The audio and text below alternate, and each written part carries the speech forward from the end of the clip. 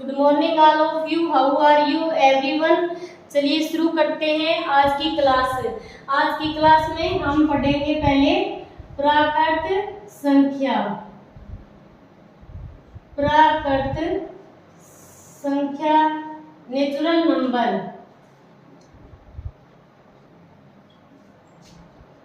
प्राकृत संख्या कौन सी होती है? वस्तुओं की काउंटिंग करने के लिए जिन संख्याओं का प्रयोग करते हैं उन्हें प्राकृत संख्या कहते हैं। चलिए तो इसकी परिभाषा लिखते हैं। वस्तुओं की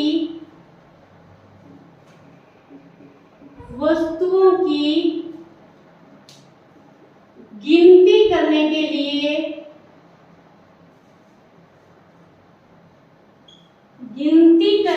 लिए जिन संख्याओं का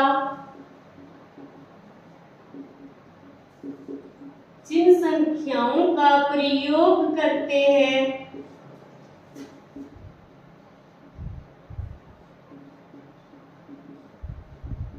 उन्हें प्राकृत संख्या कहते हैं।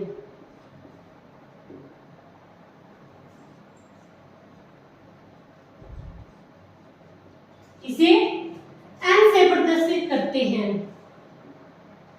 इसे n से प्रदर्शित करते हैं।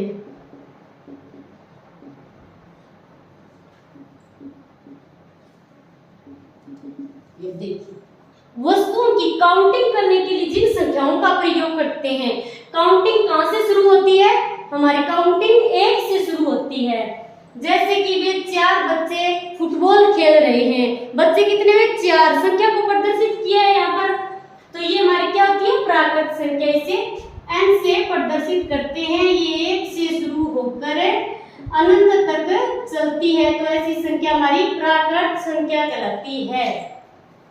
तो स्टूडेंट, आप इसकी ये परिभाषा भी दे सकते हो कि वे संख्याएं जो 1 से शुरू होकर अनंत तक चलती हो प्राकृत संख्या कहलाती है। ठीक है। इसके बाद हमारी पूर्ण संख्या।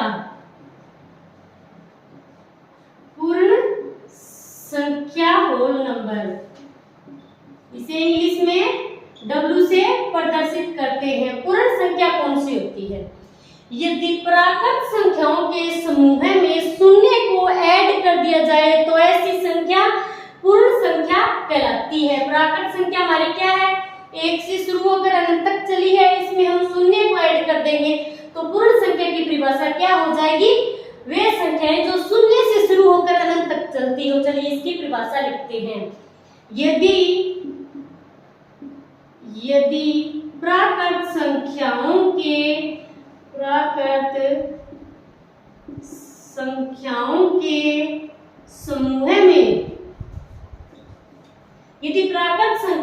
समूह में शून्य को ऐड कर दिया जाए,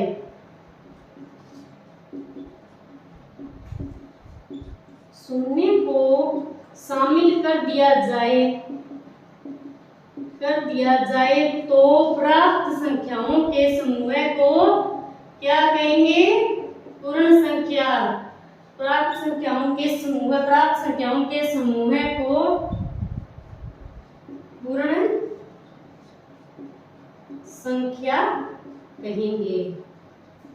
चलिए तो इसे किससे प्रदर्शित करते हैं? पूर्ण संख्याओं को हमेशा W से प्रदर्शित करते हैं। तो पूर्ण संख्या कहां से शुरू होगी? हमारी प्राकृत संख्याओं के समूह तो था 1 से शुरू होकर अनंत तक, इसमें हम शून्य को ऐड कर देंगे तो हमारी पूर्ण संख्या होगी 0 से शुरू और अनंत तक बढ़ेगी। ठीक है। मैं आपको बोल दूं कि आप 4 पूर्ण संख्या है तो आप क्या कहोगे? 1 0 से शुरू होकर अनंत तक चलेगी तो इसमें तो 4 आएगा। ये हमारी पूर्ण संख्या है, तो आपका आंसर सही है। और मैं आपको बोल दूं कि यहाँ पर -3.2 है। क्या ये पूर्ण संख्या है? तो -3.2 पूर्ण संख्या नहीं होगी, क्योंकि यह दशमलव में है और जो संख्या दशमलव में होती है वह संख्या पूर्ण नहीं होती है।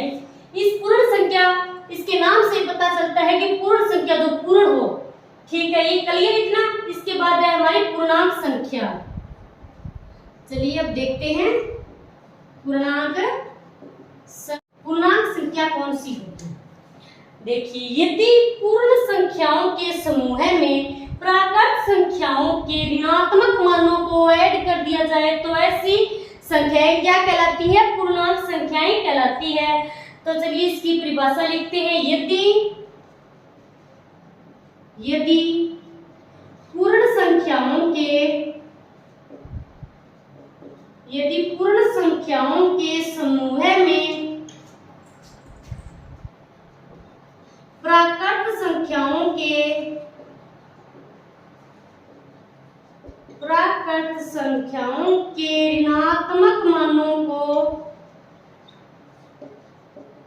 ऋणात्मक मानों को शामिल कर दिया जाए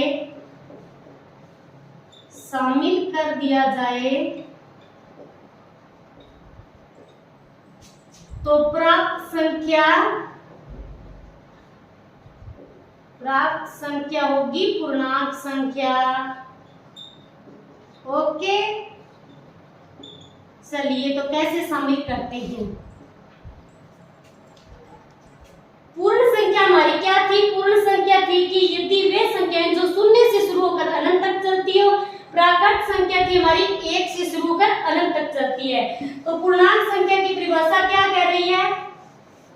यदि पूर्ण संख्या के समूह में प्राकृत संख्याओं के ऋणात्मक मानों को शामिल कर लिया जाए तो प्राप्त संख्या के समूह को हम पूर्णांक संख्या कहेंगे। तो चलिए हम देखते हैं। सबसे पहले इसे पूर्णांक को किससे प्रदर्शित करते हैं? आई से प्रदर्शित करते हैं और कभी कभार इसे क्या जेड से भी प्रदर्शित करते हैं। ये बात ध्यान में रखना, ठीक है। सबसे पहले हम लेंगे कि पूर्णांक संख्या का समूह लेना है। तो पूर्णांक संख्या हमारी कहां से शुरू हुई थी? शून्य से। तो हम लेते हैं सबसे पहले पूर्णांक संख्या का समूह है और ये कहां तक बढ़ेगी? अनंत तक। ओके, अब देखिए, अब इसमें हमें क्या ऐड करना है? प्राकृत संख्याओं के ऋणात्मक मानों को ऐड करना है। तो प्राकृत संख्या थी हमारी 1 से शुरू होकर अनंत तक चल रही थी, तो हम इसको, और वो धनात्मक थी, 1 से अनंत तक चल रही थी और धनात्मक थी। और यहाँ हमें क्या करना है कि इसके ऋणात्मक मानों को शामिल करना है। तो हम क्या करेंगे? माइनस लगा देंगे सभी के। -1, -2, -3, -4, इस तरह ये क्या है? माइनस अनंत तक बढ़ती रहेगी। ये कौन सी साइड हुई हमारी? राइट साइड, और ये है लेफ्ट साइड। ये हमारा क्या है? शून्य से राइट साइड में क्या हमारा? धनात्मक पूर्णांक। ये है धनात्मक पूर्णांक और ये क्या है? शून्य पूर्णांक, और ये है ऋणात्मक पूर्णांक।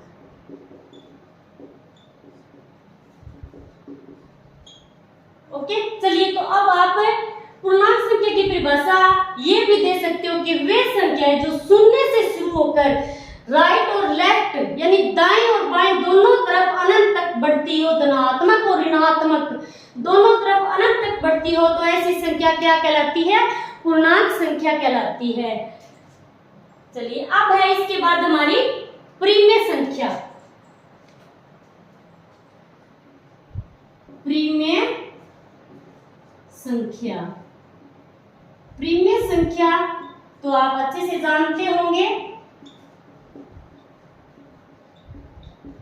रेशनल नंबर, क्योंकि आपने P/Q इस तरह रट रखा होगा, P/Q। चलिए प्रीमेय संख्याएं होती है वे संख्याएं जिन्हें P/Q के रूप में लिखा जाए। P और Q पूर्णांक हो लेकिन Q का मान शून्य न हो, ऐसी संख्या कहलाती है हमारी प्रीमेय संख्या। वे संख्याएं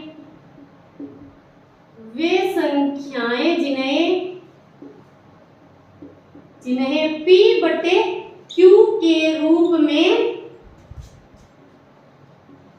लिखा जाए।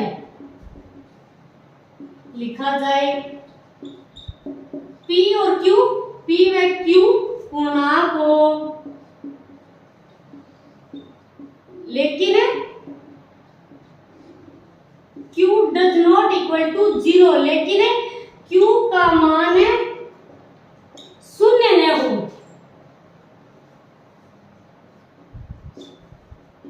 तो ऐसी संख्या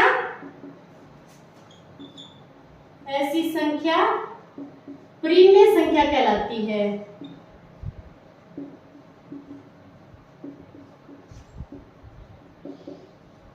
प्रीम्य संख्या कहलाती है। P व Q क्या है यहाँ पर?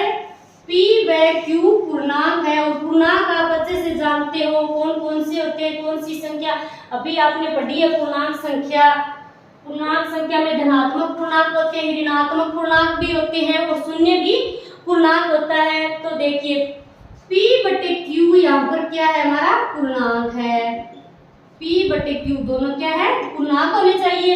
P क्या है? अंश बटे हर। यहाँ P है अंश और Q क्या है? हर। और इस परिभाषा में क्या दिया है कि हर का मान शून्य नहीं होना चाहिए। Q हर है तो हर का मान शून्य नहीं होना चाहिए। मैं लिख दूं यहाँ 4/5। ये कौन सी संख्या है? 4/5। यह 4 भी पूर्णांक है और 5 भी पूर्णांक है, तो ये संख्या क्या होगी? हमारी प्रीम्य संख्या होगी, क्योंकि Q का मान यहाँ शून्य नहीं है। ठीक है, इसके बाद मैं लिख दूं कि 0/4। ये कौन सी संख्या होगी भाई? शून्य क्या है? P व Q पूर्णांक होना चाहिए। शून्य क्या है भाई? शून्य पूर्णांक ही तो है। शून्य पूर्णांक है और 4 भी क्या है? पूर्णांक है, तो ये हमारी प्रीम्य संख्या होगी। यदि लिख दूं मैं कि 1/0, ये क्या होगी? अब परिभाषा में क्या लिखा है? हर का मान, Q का मान शून्य नहीं होना चाहिए, और यहाँ क्या हो रहा है? Q का मान यानी हर का मान शून्य है, तो यह संख्या हमारी ऐसी संख्या प्रीम्य संख्या नहीं है कहलाती। क्लियर? चलिए अब इसके बाद हमारी वास्तविक संख्या, रियल नंबर, वास्तविक संख्या, रियल नंबर। वास्तविक संख्या कौन सी होती है? वास्तविक संख्या होती है कि प्रीम्य व अप्रीम्य संख्याओं के मिश्रण को, प्रीम्य व अप्रीम्य संख्याओं को यदि मिला दिया जाए तो ऐसी संख्या हमारी वास्तविक संख्या कहलाती है। प्रीम्य व अप्रीम्य, प्रीम्य व अप्रीम्य संख्याओं को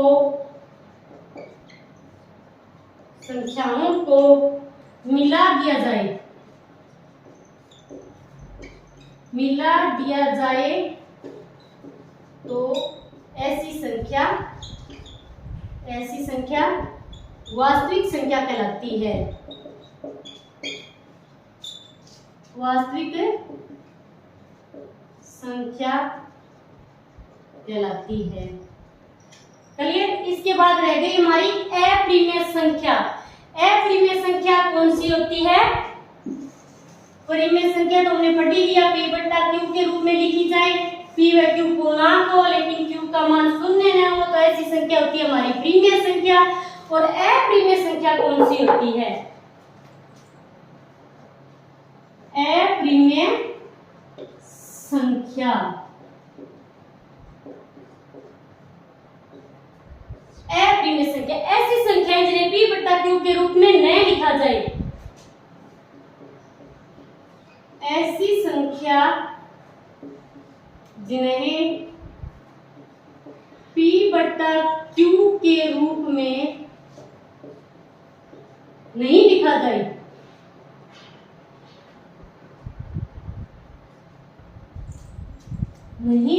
जाए, तो अप्रीम्य संख्या कहलाती है।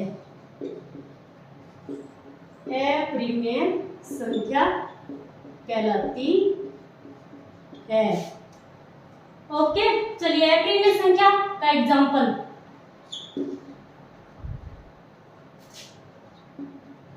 ये क्या है? एक अप्रीम्य संख्या है और इस तरह ये बढ़ती रहेगी, ये कभी शांत नहीं होगी, चलती रहेगी।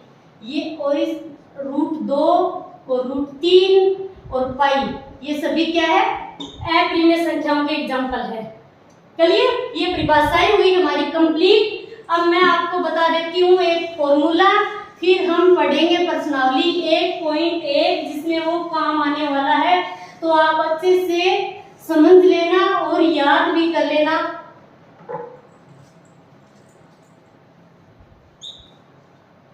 HCF इंटू एलसीएम बराबर ए इंटू बी। ये देखिए अच्छे से समझिए, एचसीएफ क्या है हमारा, महत्व समापवर्ती है। एचसीएफ है यहाँ महत्व समापवर्ती है, और एलसीएम क्या है हमारा, लघुत्तम समापवर्ती है। लघुत्तम समापवर्ती हो जाएगा, और ए क्या है यहाँ पर हमारी पहली संख्या, ए होगी पहली संख्या और बी क्या होगी हमारी दूसरी संख्या। चलिए अब देखिए, यदि हमें एचसीएफ ज्ञात करना हो तो हम क्या करेंगे, ए इंटू बी और एलसीएम क्या इसके नीचे चला जाएगा।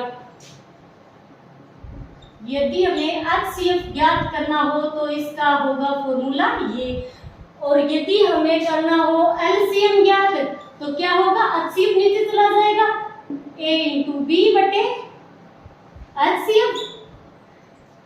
इसके बाद हमें पहली संख्या ज्ञात करनी हो ए, तो क्या होगा एचसीएफ इंटू एलसीएम, और बी क्या हो जाएगा इसके नीचे आ जाएगा।